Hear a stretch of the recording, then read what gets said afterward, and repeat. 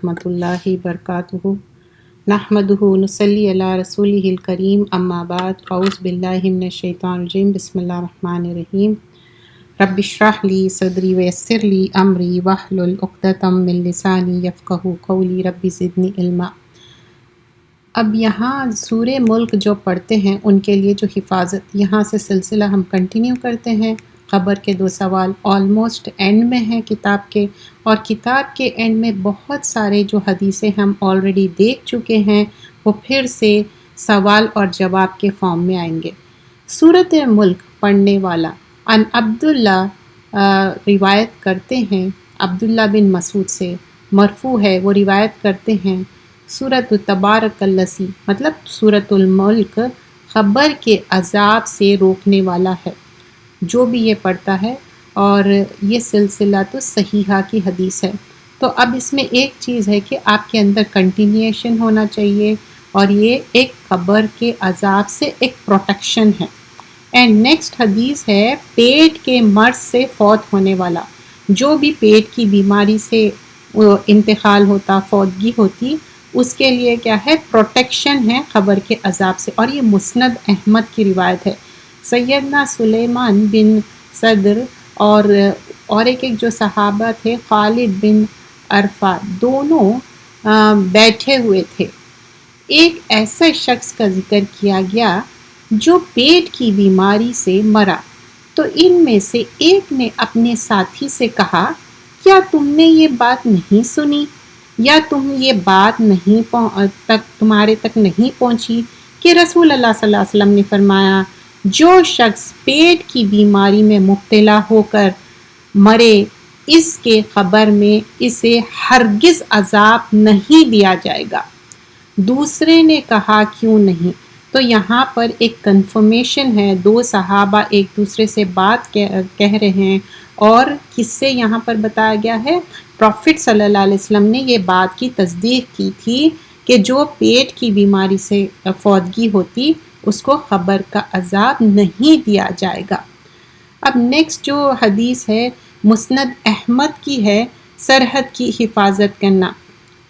یہاں پر بھی سیدنا سلیمان نبی کرم صلی اللہ علیہ وسلم سے روایت کرتے ہیں، آپ صلی اللہ علیہ وسلم نے فرمایا، ایک دن اور ایک رات سرحد پر پہرا دینا 1 مہینے کے روزے اور اس کے قیام سے افضل ہے۔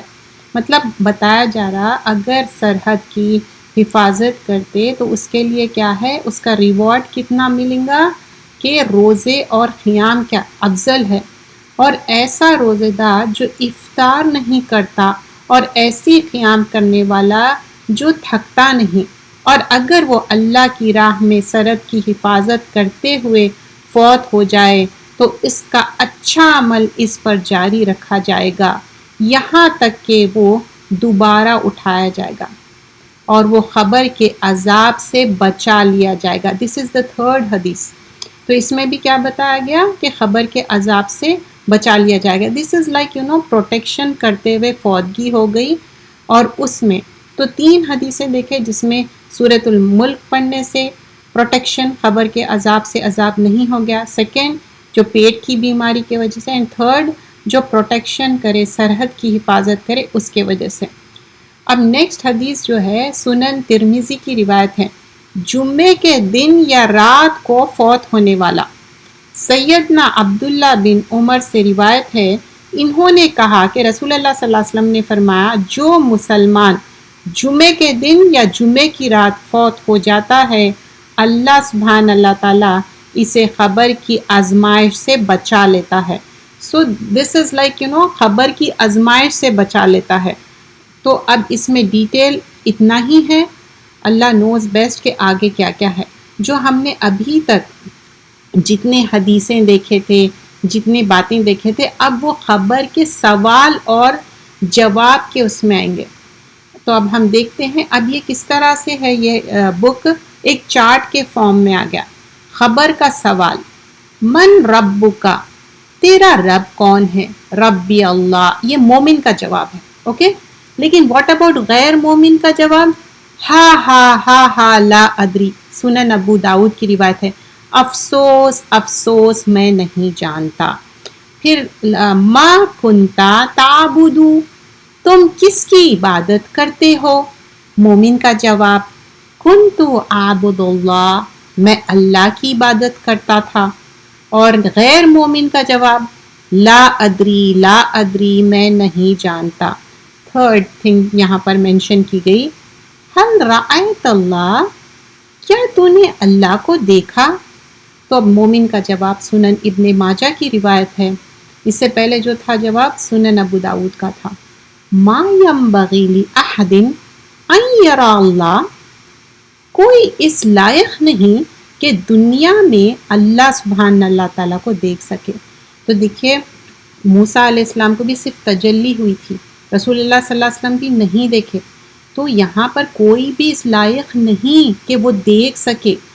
پھر فرشتوں کا مومن کو جواب علی الیقین کنت وعلیہ متع وعلیہ تبعث انشاء اللہ، سنن ابن ماجہ کی روایت ہے. تو یقیناً ایمان پر تھا اور اس پر تو مرا اور اسی پر انشاءاللہ تو اٹھایا جائے گا. تو یہ کون کہہ رہے ہیں؟ فرشتے جو اب ان لوگ جو سوال کیے تھے اور اس کا جواب کریکٹلی دیا گیا، تو فرشتے مومن کو یہ جواب دے رہے ہیں. اب جو غیر مومن تھے، فرشتے غیر مومن کو کیا جواب دے رہے ہیں کہ لا درائیتا ولا تلائیتا، نہ تو نے علم حاصل کیا اور نہ تو نے قرآن کی تلاوت کی. دس از لائک ان بریکٹ، مطلب علم کس چیز کا علم ہے یہاں پر؟ لا دریتا ولا تلیتا، تلاوت کس کو کہتے؟ قرآن کی جو ریسیٹیشن ہے اسی کو تلاوت کہتے. کوئی ہم نارمل دنیاوی کتاب پڑھ رہے کر رہے ہیں اس کو تلاوت نہیں کہتے، ہم جانتے رائٹ. اب نیکسٹ جو سوال ہے دین کے بارے میں سوال تھا. خبر میں کیا سوال ہوا؟ ما دینو کا، تمہارا دین کیا ہے؟ تو اب مومن کا جواب کیا تھا؟ دین الاسلام، میرا دین اسلام ہے.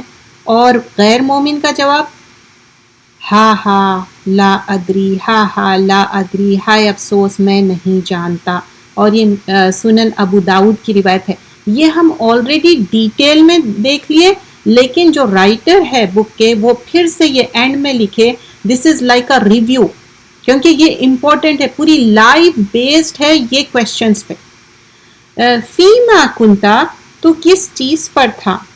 فرشتے پوچھ رہے ہیں. فل اسلامی، اسلام پر. اور غیر مومن کا جواب مسند احمد کی روایت ہے لا ادری، میں نہیں جانتا. نبی اکرم صلی اللہ علیہ وسلم کے بارے میں سوال، خبر میں سوال کیا جا رہا. من نبیو کا، تیرا نبی کون ہے؟ نبی محمد صلی اللہ علیہ وسلم، مسند احمد کی روایت ہے میرا نبی محمد صلی اللہ علیہ وسلم. غیر مومن کا کوئی جواب نہیں. اور ما ھذا رجل، یہ شخص کون ہے؟ کس کے بارے میں بات ہو رہی ہے؟ اور یہ کون پوچھ رہے ہیں؟ یہ اینجلز پوچھ رہے ہیں اور پروفٹ محمد صلی اللہ علیہ وسلم کے بارے میں. محمد رسول اللہ صلی اللہ علیہ وسلم جاءنا بالبینات من عند اللہ فصدقنا. تو کون کہہ رہے ہیں؟ مومن جواب دے رہے ہیں اللہ کے رسول صلی اللہ علیہ وسلم، محمد صلی اللہ علیہ وسلم، جو ہمارے پاس اللہ کے یہاں سے واضح دلائل لے کر آئے، پس ہم نے ان کی تصدیق کی. لیکن جو غیر مومن ہے وہ کہتا ہے سمعت الناس یقولون قولا فقلتہ. سنن ابن ماجہ کی روایت ہے میں نے لوگوں سے کوئی ایسی بات کہتے ہوئے سنی تھی، میں نہیں جانتا. مطلب ایسی ہی کہیں سنی، لیکن he didn't find out، نہ اس نے معلوم کرنے کی کوشش کی، نہ اس کے بارے میں نالج گین کی. اینڈ نیکسٹ چیز پھر پروسیڈ ہوتی ہے ما ھذا رجل الذی کان فیکم، یہ شخص کون تھا؟ پھر اسی کا جواب جیسے پہلے بھی جواب دیا گیا ہے، آلریڈی ہم دیکھ چکے محمد صلی اللہ علیہ وسلم اللہ کے رسول اور نبی تھے. اور غیر مومن سے جب پوچھا جاتا تو وہ اس کا جواب نہیں دیتا. اور پھر ما کنتا تقول فی ھذا، تم اس شخص کے بارے میں کچھ جانتے ہو، تو اس کا جواب کیا ہوتا؟ وہ اللہ کے بندے اور رسول تھے، مومن کا جواب. اور غیر مومن کہتا ہے کنت اقول ما یقول الناس، میں وہی کہتا تھا جو لوگ کہتے تھے. مطلب یہاں پر سنن ابن داؤد کی روایت ہے سو اگین نہ اس نے فائنڈ آؤٹ کیا محمد صلی اللہ علیہ وسلم کون ہے، نہ نالج گین کی. جب پوچھا جاتا ما کنتا تقول فی ھذا رجل محمد صلی اللہ علیہ وسلم، تم اس شخص محمد صلی اللہ علیہ وسلم کے بارے میں کیا کہتے ہو، تو مومن کیا کہتا ہے، اشہد انہ عبد اللہ و رسولہ، میں گواہی دیتا ہوں کہ بے شک وہ اللہ کے بندے اور رسول ہے. اور جو غیر مومن ہے، لا ادری کنتو اقول ما یقول الناس، میں نہیں جانتا وہی کہتا تھا جو لوگ کہتے ہیں. اور یہ صحیح بخاری کی روایت ہے. تو اب آپ دیکھیے ڈفرینٹ حدیثیں ہم دیکھ رہے ہیں اور اس میں لگاتار ایک ہی بات سننے میں آ رہی ہے، لا ادری سمیت الناس یقول شیئا. جب اس سے پوچھا جاتا ہے غیر مومن کا جواب ہے ما تقول فی ھذا رجل، تم اس شخص کے بارے میں کیا جانتے، لا ادری. اگین ہی سیز کہ نہیں میں نہیں جانتا، سمیت الناس یقول، لوگوں سے میں نے سنا. تو لوگوں سے سننا اور خود دین کو جاننا، دس از ٹو ڈفرینٹ تھنگس. تو دین کو اتنے ہم غافل نہیں ہو سکتے، ہم اتنے اگنورینٹ نہیں ہو سکتے، ہم خود نالج گین کرنا ہے اور صحیح کریکٹ نالج گین کرنا ہے. اور مومن کا جواب کیا ہے، اشہد ان لا الہ الا اللہ وان محمد عبدہ ورسولہ، میں گواہی دیتا ہوں کہ اللہ کے سوائے کوئی معبود نہیں اور محمد صلی اللہ علیہ وسلم اللہ کے رسول ہے. ما ھذا الرجل الذی بعث فیکم، یہ شخص کون ہے جو تم میں بھیجا گیا. تو مومن کا جواب کیا ہے، ہوا رسول اللہ، یہ اللہ کے رسول صلی اللہ علیہ وسلم ہے. اینڈ اگین دو غیر مومن کا جواب ہا لا ادری، میں نہیں جانتا.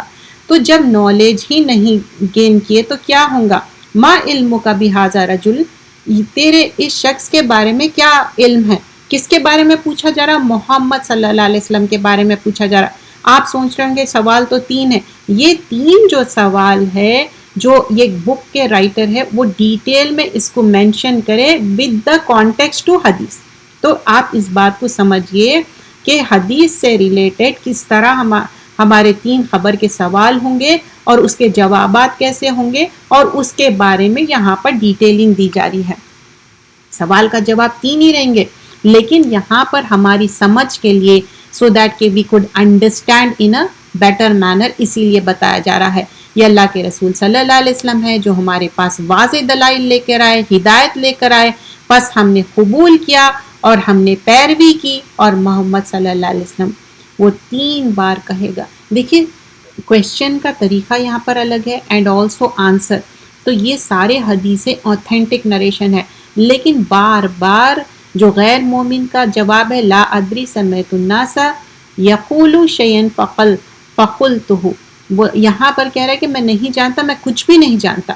اینڈ اگین ارائیتک ھذا رجل الذی کان فیکم ما تقول فیہ وماذا تشہد علیہ، میں نے تم کو یہ شخص دکھایا، تم اس کے بارے میں کیا کہتے ہو. تو رسول اللہ صلی اللہ علیہ وسلم کے بارے میں پوچھ رہے ہیں جو تم مطلب ان کے بارے میں کیا ہے تمہارے بارے میں. تو اب یہاں پر کیا ہے، دعونی حتی اصلی، تو وہ بتاتا کہ رسول اللہ صلی اللہ علیہ وسلم اللہ کے رسول ہے اور میں یقین سے کہتا ہوں. اور یہ اس کو ایک فرم یقین کیوں ہے، he himself find out the detail about it, اور فرملی وہ بیلیو کرتا ہے. اور فرشتے جب پوچھتے ہیں صدقت، تو نے سچ کہا ہے، ایفرمیشن مل رہا ہے یہاں پر. اور غیر مومن کو کہا جا رہا کہ نہ تو نے علم حاصل کیا، نہ تو نے تلاوت کی اور نہ تو نے ہدایت پائی. لا دریتا ولا تلیتا ولا ہدیتا، مطلب نہ علم حاصل کرے، نہ تلاوت کرے، نہ ہدایت حاصل کرے. اور قد کننا نعلم انک تقول ھذا، یقیناً ہم جانتے تھے کہ تم یہی کہو گے. کس کو کہا جا رہا ہے، جب صحیح جواب ملا مومن کے پاس سے تو فرشتے بول رہے ہیں کہ ہاں ہم جانتے تھے کہ تم آنسر کریکٹلی کریں گے، صحیح جواب دیں گے، ہم کو یقین تھا اور یقیناً ہم جانتے. اب یہ غیر مومن کو ترمذی کی روایت کہا جا رہا یقیناً ہم جانتے تھے کہ تم ایسا ہی کہو گے، مطلب انکریکٹلی جواب آئے گا تمہارا.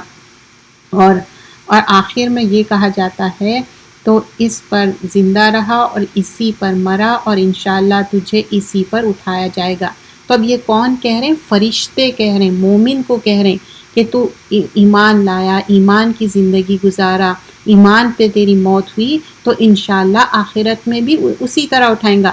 یہ صحیح ترغیب کی روایت ہے، اور غیر مومن کو کہا جا رہا ہے تو اس پر زندہ رہا اور اسی پر تیری موت آ گئی، انشاءاللہ تجھے اسی پر اٹھایا جائے گا۔ مطلب ہی از ناٹ اے بلیور، تو وہ غیر مومن ہی رہیں گا۔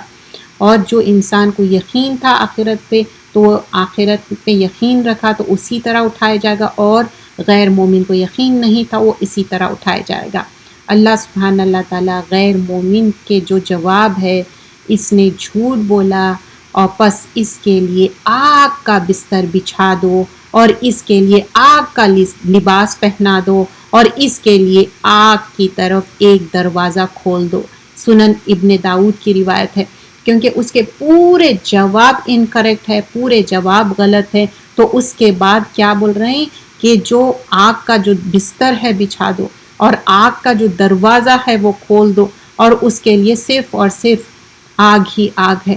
تو ہم جو اللہم اجرنی من النار ہم بولتے کہ پروٹیکشن ہے آگ سے، اور پھر ہم جہاں سے چیپٹر شروع کرے تھے کہ پروٹیکشن فرام دا گریو، ہم ہیل فائر سے بھی پروٹیکشن کرنا چاہیے، اللہم اجرنی من النار، اور ہم عذاب خبر سے بھی ہم پروٹیکشن کے لیے دعا بھی کرنا چاہیے۔ اب آخری سوال وما یدرک، تمہیں کیسے پتہ چلا، یہ فرشتے پوچھ رہے ہیں۔ مومن کا جواب، میں نے اللہ کی کتاب پڑھی، پس میں اس پر ایمان لایا اور میں نے اس کی تصدیق کی۔ قرأت کتاب اللہ، کیا ہے کتاب اللہ؟ قرآن۔ فآمنت، میں ایمان لایا بھی، وصدقت، تو تصدیق بھی کر رہے ہیں۔ اور غیر مومن کیا کہہ رہا؟ میں نہیں جانتا، میں اس کے لیے کچھ بھی نہیں معلوم اس کو، بس اس کے لیے کیا ہے، آگ ہی آگ ہے۔ اور مومن کے جواب کے لیے اللہ تعالیٰ اچھا وہ ہے، اور مومن کو اللہ تعالیٰ پھر کیا بولتے، اس کو ایفرمیشن میں کیا بولتے، میرے بندے نے سچ کہا، پس اس کے لیے جنت کا بستر بچھا دو اور اسے جنت کا لباس پہنا دو اور اس کے لیے جنت کی طرف ایک دروازہ کھول دو۔ اب یہ علیین میں جائیں گا، یہ مومن کے سب کریکٹلی جواب مل گئے، تو اللہ سبحانہ اللہ تعالیٰ مومن کے جواب پہ یہ تصدیق کر رہے ہیں۔ سوالوں کے جواب پر انجام، اب یہ کیا ہے، کلائمیکس ہے، and result, but this is like یہ صرف خبر کی بات ہو رہی، لیکن اصل مین ہمارا کب ہوگا، ڈے آف ججمنٹ میں۔ تو اب یہاں پر تو آگ کی طرف اپنا ٹھکانہ دیکھ لیے، تحقیق اللہ نے اس کے بدلے میں تجھے جنت میں ٹھکانہ دیا، تو وہ دونوں ٹھکانوں کو بیان وقت دکھاتے ہیں۔ تو مومن کا جو انجام ہے نا، تو دوزخ بھی بتاتے اینڈ آلسو جنت بھی بتاتے، تو باوقت ایک ہی ٹائم پہ دونوں چیزیں شو کرتے۔ کیوں؟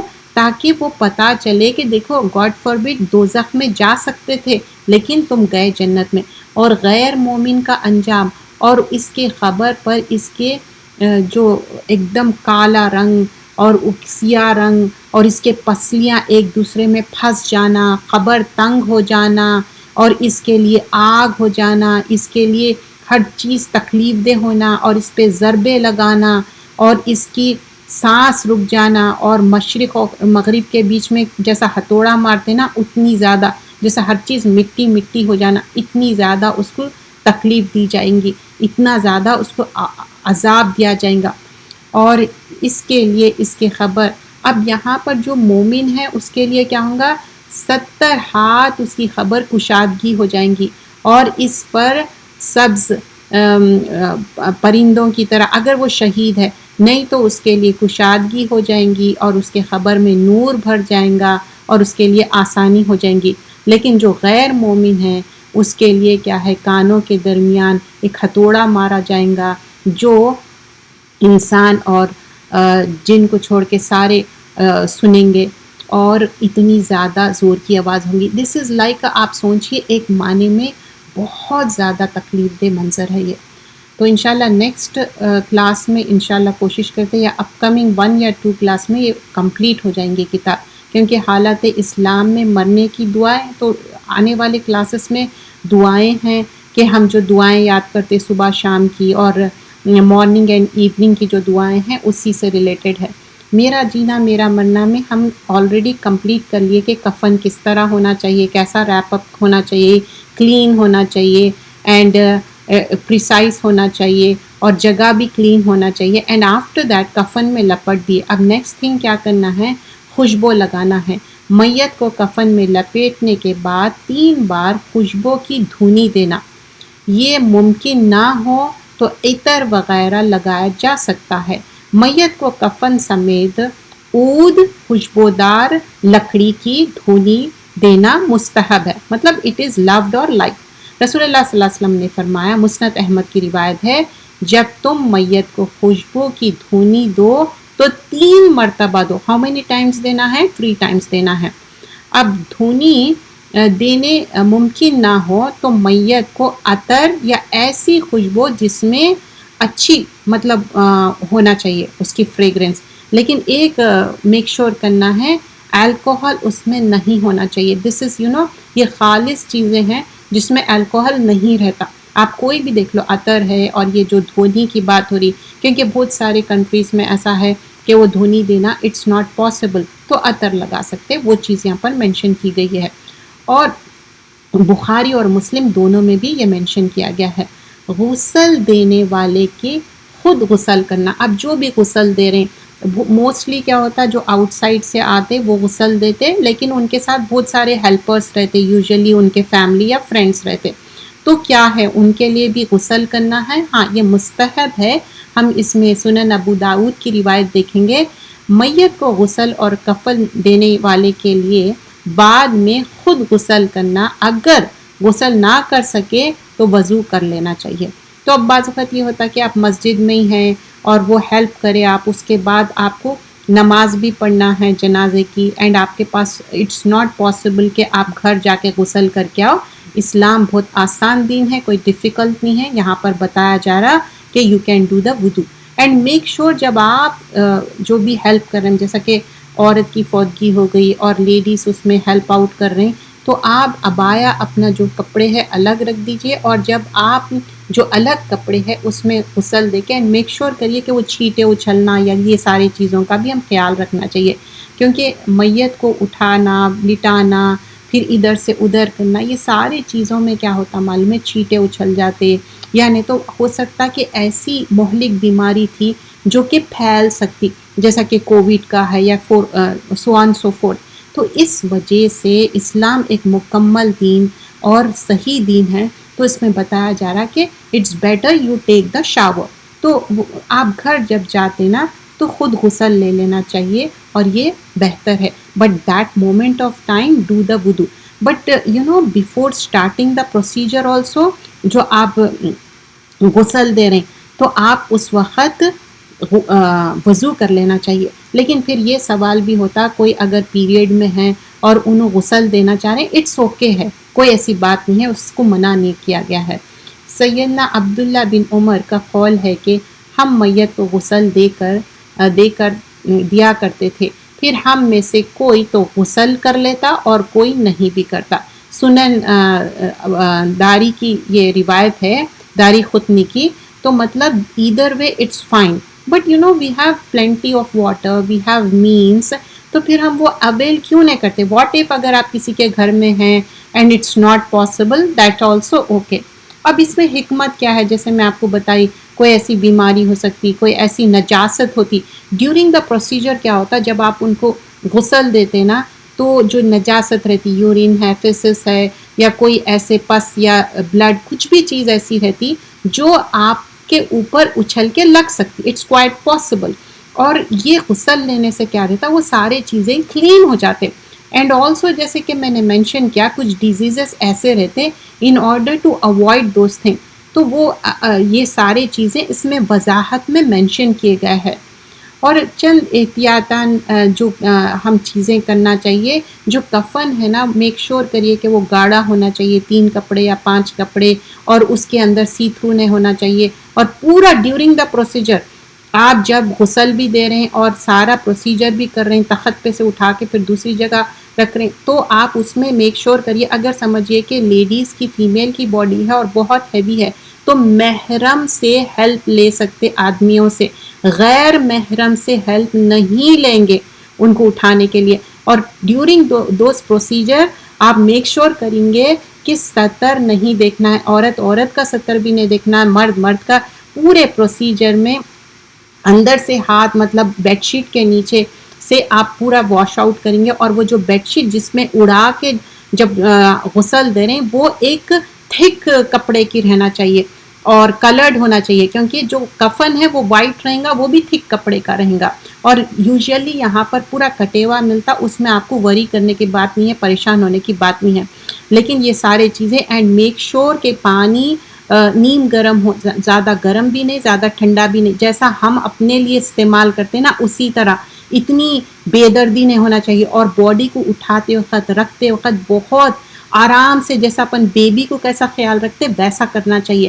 اینڈ آلسو ریممبر کہ یہ سارے چیزیں کر رہے ہیں جسٹ ٹو پلیز اللہ سبحانہ اللہ تعالیٰ. اگر کوئی چیز ایسی دیکھنے میں آ گئی جو آپ کو چھپانا چاہیے، آپ کسی کا عیب چھپائیں گے، اللہ سبحانہ اللہ تعالیٰ آپ کا عیب چھپائیں گا.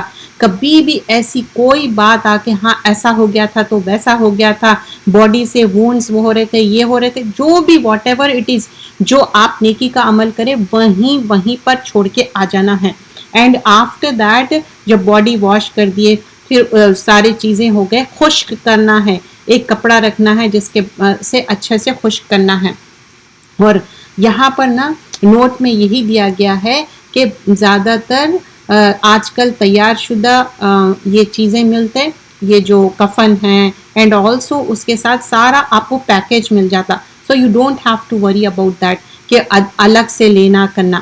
غسل و کفن کے مرحلے میں غیر مسنون افعال، مطلب یہ چیز نہیں کرنا ہے. Okay, this thing you shouldn't do it. Okay, درج ذیل یہ چیزیں سنت سے ثابت نہیں ہیں. اچھا، غسل دینے کی جگہ پر پاکیزہ کلام تحریر شکل میں رہنا، مطلب جہاں پر غسل دے رہے ہیں تو بڑے بڑے ہورڈنگس لگا دے رہے ہیں کلمہ لکھے ہوا، ویسا نہیں کرنا ہے. اوکے، اینڈ آلسو میت کو دوبارہ غسل دینا، مطلب ایک بار غسل ہو گیا، کوئی آ کے بول رہے نہیں پھر سے دوبارہ غسل، نو اٹس فاربیڈن. ایک بار غسل ہو گیا دیٹس اٹ. بالوں کو 2 چوٹیاں بنانا یہ سنت سے ثابت نہیں ہے. کیا ہے؟ سینے پہ ڈالنا 2 چوٹیاں بنا کے، یہ بھی سنت سے.